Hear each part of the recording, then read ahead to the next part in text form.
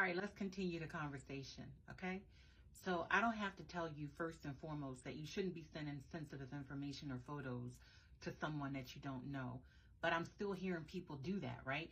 I'm surprised that you don't know who this person is. You haven't validated anything, but you didn't send some information over to them that they could later blackmail you for.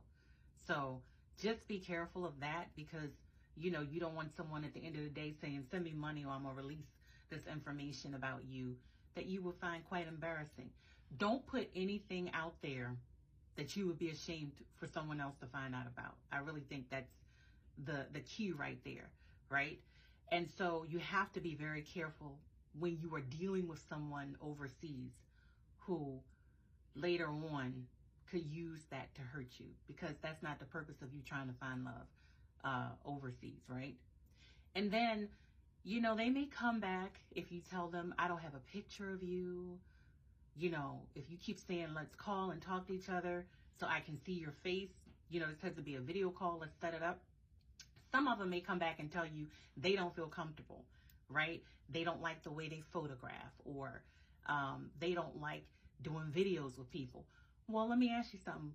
Back in the day, we used to do blind dates, but is that really even a thing anymore? I mean, if you use a dating app, just as an example, if you're using a dating app to find love, you should already see pictures of what that person looks like. Now, hopefully they're being honest, but pictures and videos of people who are single and available, it's plentiful. So you want to look at it the same way if you are looking for love overseas. Even more important, you would want to do that because I got to make sure you are who you say you are, right? Don't let me show up, and I'm using myself as an example. Don't tell me that you look like, I'm going to throw my husband out there. Don't say you look like my hubby, and then I come and see you and you completely a different complexion. You ain't got no hair on your head. You're about 100 pounds heavier, than what's projected. And you may be missing an eye, half the teeth in your head gone.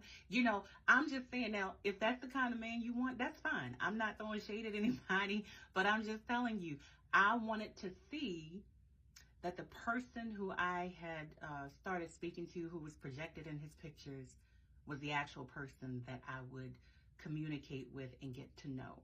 And so that's extremely important because, once again, that helps build the honesty and trust in your relationship, right? And so don't let them fool you in any way. And then when the requests start coming in, once again, be careful of the subtle begging. Now, one of the things, by the way, I said subtle, right? Because that may not be what's typed when I put the captions on, but that's what I'm saying, okay? My girlfriend pointed that out. Shout out to you. Thank you so much for doing that. The last post I texted, I said subtle, and that's not what was typed. So I'm saying the word subtle, even if it reads differently when the captions come on. So more things that you'll get. I would love to come to see you, but I don't have the funds to travel right now. There are women who will actually send men, and I'm sure guys have done this too with women that they are interested in, travel money. Do you know how much a plane ticket costs to some of these countries back and forth? And then do you also know there are different requirements to travel back and forth to these countries? We're going to get into that a little bit later because I'm going to tell you what I had to do in order to go and see my husband, right?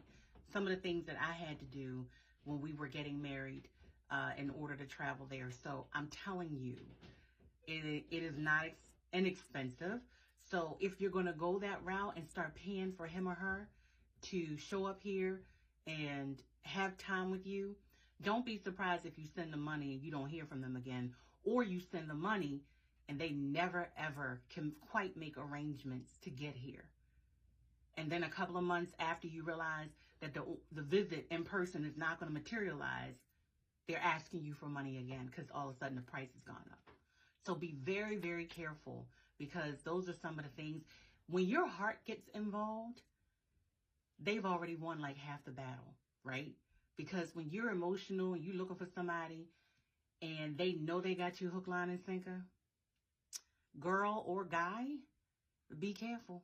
Don't let your heart guide you in this. The emotions and the romance will come sooner and rather than later, and eventually it will materialize. But don't start off sending nobody no money. You see, I broke my nail this morning, right? It's kind of irritating me. It just broke. I just got my nails done. It may not look like it, but I just got them done. Now I got to go back, and the weather is horrible, so they're gonna be broke for just another week or so. I'm not coming out here in this weather to go get my nails done. I'm really not that pressed. But if you see it throughout the video, I know that it's broke. Look at that.